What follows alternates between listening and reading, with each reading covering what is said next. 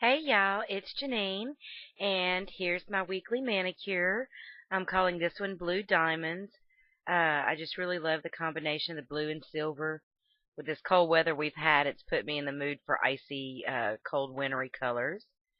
I started with 2 coats of Zoya Noel, which is just a pretty blue denim color with some silver sparkle to it. And I'm using Bundle Monster plate number 21, using that diamond pattern. And I'm going to use Wet n Wild Wild Shine nail polish. It's a silver color, and the color number is C468. And I'm going to do the usual stamping method. Just paint the polish onto the plate and cover the design. This one's a little bit hard to get covered, so I take a little extra time to make sure I get the polish in all the little ridges. And give it a little scrape and pick the design up on your stamper and line it up with your nail as straight as possible and roll the stamp onto your nail.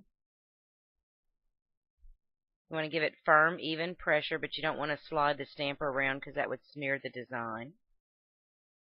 I'm going to show you how I handle these stamps that aren't quite wide enough for some of my nails. Do the usual process of painting the polish over the design, scrape and pick up the design with the stamp.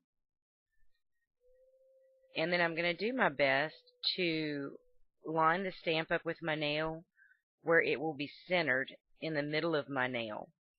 Because if you try to use the stamper and like do half of the nail and then do the other half, it would be very obvious because you'd have a seam down the middle of the nail.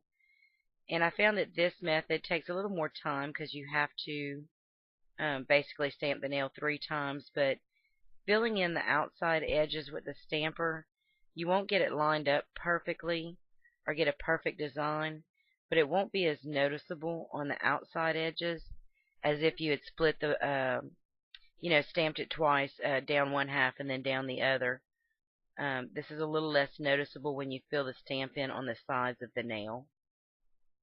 And I just line it up as best I can, and I apologize for the bad camera angle.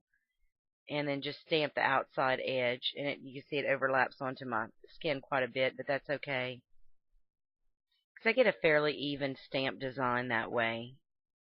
I fill the nail in completely, and like I said, it's not quite as obvious with the seams towards the outside of the nail.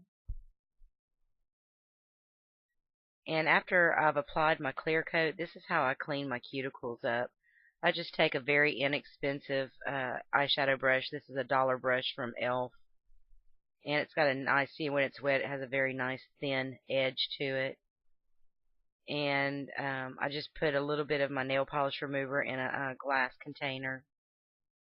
And then just very carefully and gently clean the polish up around my nail. And it's better to do this once you've applied your top coat, because if you accidentally put the brush on the polish and you haven't put your top coat on, you might take some of your stamp design off.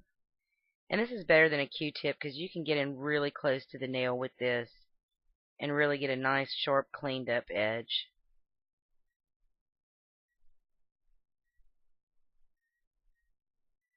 And here's the finished design.